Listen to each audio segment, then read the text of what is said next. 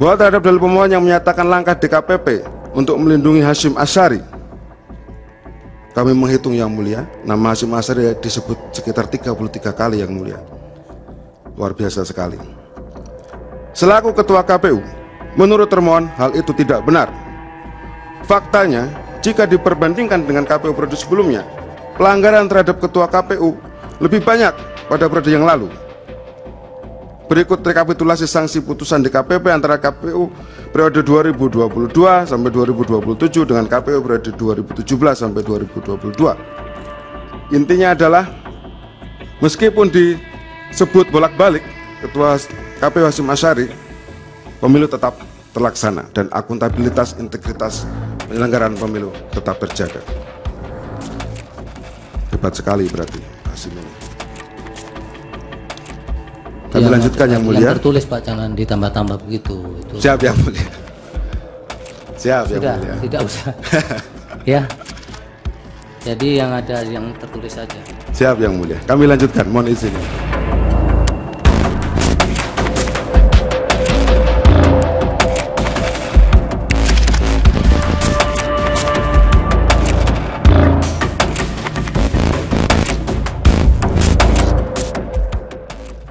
Bismillahirrahmanirrahim. Assalamualaikum warahmatullahi wabarakatuh. Alhamdulillahirabbil alamin. Allahumma shalli ala sayyidina Muhammad wa ala ali sayyidina Muhammad. Balik lagi di Bloko Soto Channel dalam obrolan berita populer bersama saya yang sampai hari ini tak kunjung populer. Sahabat-sahabat Bloko Soto Channel, semoga terus dalam keadaan sehat walafiat dan terus dalam lindungan Tuhan yang Maha Esa. Amin ya rabbal alamin. Beberapa jam yang lalu ya, saya menyaksikan sebuah berita, potongan video pendek yang memperlihatkan kesaksian dari kuasa hukum KPU, di mana dalam kesaksian tersebut dipotong oleh hakim karena kemudian dia mencoba untuk memuji ya, menambahkan kalimat-kalimat yang tidak semestinya ia ungkapkan ya, yang tidak tertulis dalam apa yang kemudian dia harus bacakan itu di dalam ruang sidang itu ya. Bahwa terhadap dalil pemohon yang menyatakan langkah DKPP untuk melindungi Hasyim Asy'ari, kami menghitung yang mulia, nama Hasyim Asy'ari disebut sekitar 33 kali yang mulia. Luar biasa sekali. Selaku Ketua KPU, menurut termohon hal itu tidak benar. Faktanya, jika diperbandingkan dengan KPU periode sebelumnya, pelanggaran terhadap Ketua KPU lebih banyak pada periode yang lalu. Berikut rekapitulasi sanksi putusan DKPP antara KPU periode 2022 sampai 2027 dengan KPU periode 2017 sampai 2022. Intinya adalah, meskipun disebut bolak-balik Ketua KPU Hasyim Asy'ari, pemilu tetap terlaksana dan akuntabilitas integritas penyelenggaraan pemilu tetap terjaga. Hebat sekali berarti Hasyim ini. Kami lanjutkan yang mulia. Yang tertulis Pak, jangan ditambah-tambah begitu. Itu. Siap yang mulia. Siap yang mulia. Tidak usah. Ya. Jadi yang ada yang tertulis saja.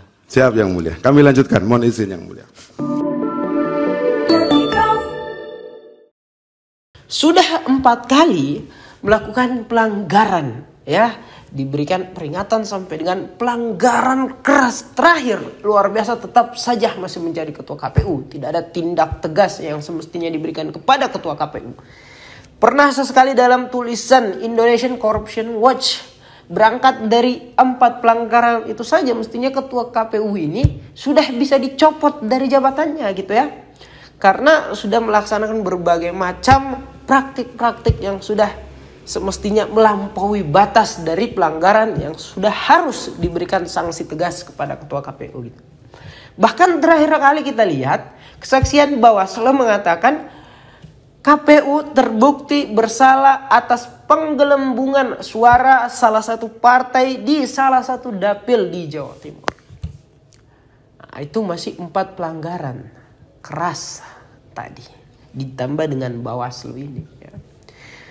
Belum lagi sistem Sirekap yang kemudian dikelola oleh KPU, tapi kita lihat tata kelolanya sangat amburadul. Padahal di lain sisi Sudah banyak uang rakyat yang kemudian kita titipkan pada kerja profesional, efektif, baik, dan macam-macam yang semestinya harus mereka lakukan. Tapi kita lihat pertanggungjawabannya ya. Begitu banyak orang-orang yang kemudian mengkritik penggunaan Sirekap ini. Begitu banyak orang-orang yang kemudian jengkel terhadap informasi yang dipaparkan oleh Sirekap ini. Tapi kita lihat apa yang kemudian menjadi tanggapan dari para penyelenggara pemilu terkhusus KPU ya. Begitu minim penjelasan kepada masyarakat, bahkan seakan-akan mereka ingin menghindari apa yang kemudian menjadi pertanyaan-pertanyaan dari masyarakat dengan Sirekapnya dialmarhumkan ya. Bukan kemudian untuk menjelaskan kepada publik, karena yang menjadi hak publik adalah terkait dengan informasi keterbukaan hasil pemilihan umum agar masyarakat kemudian bisa mengakses, bisa mengawal, bisa melihat dan lain sebagainya yang menjadi hak publik, hak masyarakat. Tapi kita lihat masyarakat awal-awal dibuat susah dengan sistem Sirekap. Masyarakat lebih dibuat susah lagi dengan ternyata mengakses Sirekapnya hanya kemudian bisa sampai dengan melihat detail dari surat suara C1 yang kemudian difoto, diupload di Sirekap. Tidak ada dibuatkan diagram gitu ya. Dan pada akhirnya Sirekap dialmarhumkan gitu. Saya nggak tahu dia dikubur di mana itu. Ada juga dalam kesaksian dari kuasa hukum KPU ini mengatakan bahwa sebenarnya ketua KPU saat ini sudah lebih bagus dibanding dengan ketua KPU yang sebelumnya. Karena dibanding yang sebelumnya lebih banyak pelanggaran dilakukan oleh ketua KPU sebelumnya dibanding hari ini. Dan oleh karena itulah kemudian dia melanjutkan kalimat puja-pujiannya ya, yang semestinya tidak ia harus ucapkan di depan hakim ya, majelis konstitusi ya. Yaitu mungkin menggunakan pendekatan etik tata tertib dari aspek hukum gitu ya. Tapi lagi-lagi saya tidak ingin orang yang seharusnya ini mengevaluasi diri ya, orang yang seharusnya dicopot dari ketua KPU tapi kemudian dia mendapatkan tempat dianggap hebat, diklaim hebat ya, meski dengan segala macam apa yang kemudian menjadi alasannya ya. Kalau kemudian alasannya tadi membandingkan antara ketua KPU hari ini dan ketua KPU yang sebelumnya, saya ingin mengatakan dengan tegas bahwa masyarakat menginginkan bukan soal banyak sedikitnya terkait dengan pelanggaran yang mereka lakukan, tapi ada atau tidaknya. Karena kita menginginkan pemilu yang dihasilkan dari kualitas yang baik dengan proses-proses yang terbuka dan tidak ada praktik-praktik kecurangan di dalamnya. Oleh karena itu, bukan bicara soal banyak sedikit, bukan bicara soal kuantitatif, tapi kualitatifnya. Hari ini kita melihat, meskipun barangkali dalam berbagai macam pelanggaran yang dibuat oleh ketua KPU ini, sedikit dalam kerja-kerja teknis, tapi ada satu pelanggaran yang begitu luar biasa bersifat kualitatif ya. Terkait dengan kesan bagaimana KPU menjadi aktor yang kemudian mengamini kemenangan salah satu pasangan calon tertentu ya. Bukan tidak mungkin ini adalah salah satu hal yang kemudian menjadi sorotan publik sehingga menganggap proses pemilihan umum hari ini begitu buruk kualitasnya, begitu busuk, begitu jahiliyah ya. Mulai dari presidennya yang ingin keberlanjutan kekuasaannya ini dilanjutkan, maka tentu saja ia akan mendukung, mengendorse orang yang kemudian menarasikan keberlanjutan. Tidak sampai di situ, ia berpidato ingin mengatakan cawe-cawe dalam politik tahun 2024. Kita lihat anaknya dititipkan kepada salah satu pasangan calon yang menerasikan keberlanjutan. Meski anaknya ini sudah ya harus memaksakan kehendak dengan mengubah aturan agar bisa lolos dalam bursa cawapres. Tidak sampai di situ, Pak Luhut bilang dalam salah satu acara media televisi ternama, kalau Jokowi ikut campur, game is over. Pak Bahlil juga kemudian mengatakan, hati-hati saja kalian yang jauh dari lingkaran kekuasaan ini dan coba menarasikan narasi-narasi perlawanan, ya. Ini kan ada upaya yang tersistematis dari para petinggi negara, bahkan kepala negaranya, yang kemudian didukung dengan segala macam perangkat yang tersedia sebagai relasi kekuasaan. Oleh karena itu bukan tidak mungkin KPU menjadi salah satu lembaga yang kemudian mengamini niatan atau rencana ini. Dan disitulah kita melihat adanya salah satu pelanggaran yang bersifat kualitatif sangat luar biasa yang kemudian hari ini menjadi banyak pertanyaan, menjadi kejengkelan oleh publik. Jadi kembali lagi saya mengatakan bahwa bukan soal banyak sedikitnya, tetapi ada tidaknya dan seperti apa kualitas dari pelanggaran yang kemudian dilakukan dari KPU. Ada upaya tersistematis dari kepala negara yang kemudian diamini, didukung oleh segala macam perangkat negara yang tersedia, ya. Atau, ya, kalau melihat apa yang kemudian menjadi definisi dari hebat ini di Kamus Besar Bahasa Indonesia paling tidak, ya. Karena gini, sahabat-sahabat sekalian.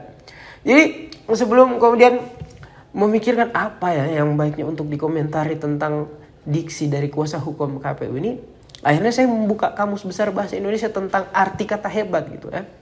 Jadi paling tidak di dalam KBBI itu menuliskan apa yang dimaksud dengan kata hebat: terlampau, amat sangat, dahsyat, ramai, kuat, bla bla bla dan lain sebagainya gitu, ya. Terlampau, ya.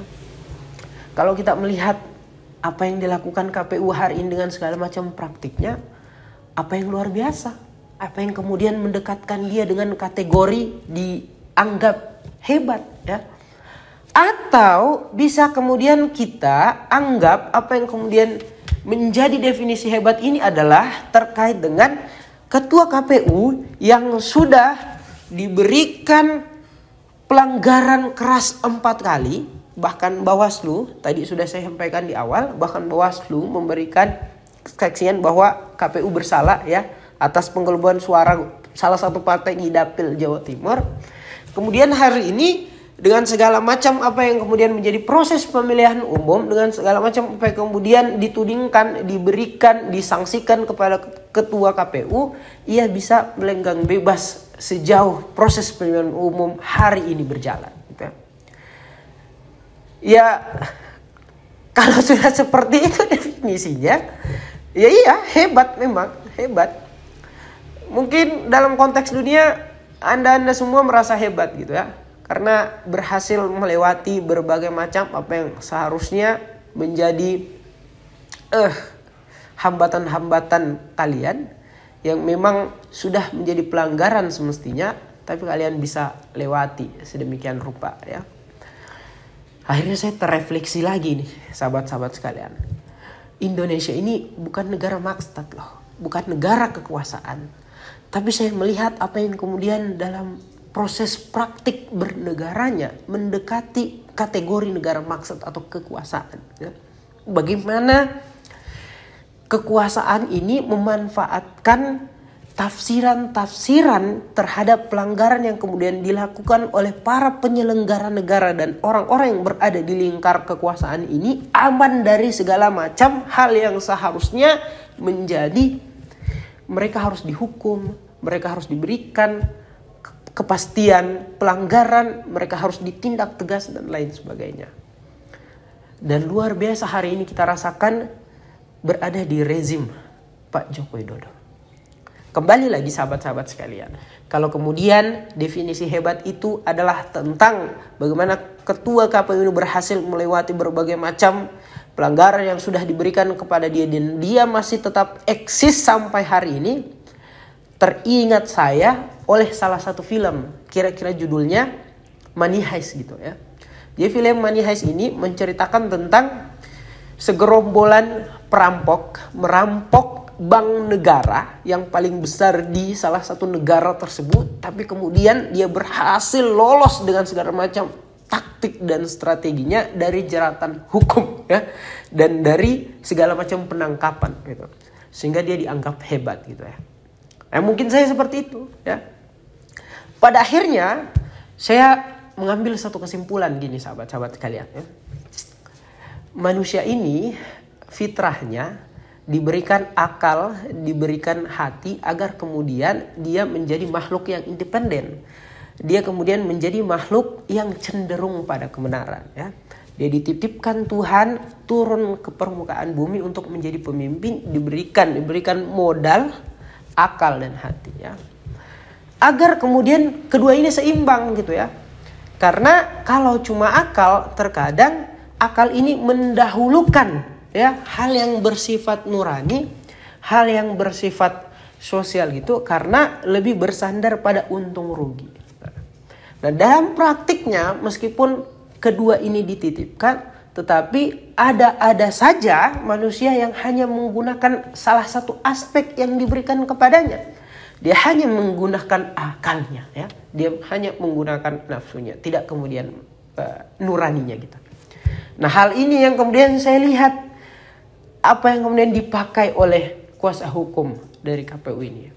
Ketimbang dia menggunakan hatinya juga untuk kemudian lebih menilai secara dalam tentang proses pemilihan umum hari ini, dia lebih mendekatkan otaknya dalam menilai apa yang menjadi proses pemilihan umum hari ini. Artinya apa? Ia hanya bersandar pada untung rugi, dan untung rugi yang dia dimaksud adalah bersandar pada materi. Nah, saya tidak tahu materi sebesar apa yang kemudian menjadi pertimbangan dari kuasa hukum ini sehingga mempertimbangkan itu lebih pada aspek untung saja ya, tidak menggunakan pendekatan nurani. Karena padahal jelas dalam proses pemilihan umum hari ini ketua KPU itu harus ditindak tegas. Bukan kemudian hari ini kita karena bersandar pada materi, bersandar pada untung rugi, yang mana lebih untung untuk saya pribadi, maka saya berdiri pada prinsip itu. Nah, itu yang menjadi kesimpulan saya nih sahabat-sahabat sekalian. Kalau sahabat-sahabat gimana? Itu hanya sekedar penilaian saya. Coba sahabat-sahabat semua berikan komentarnya di kolom komentar. Terima kasih atas perhatiannya. Billahi taufiq wal hidayah. Wassalamualaikum warahmatullahi wabarakatuh.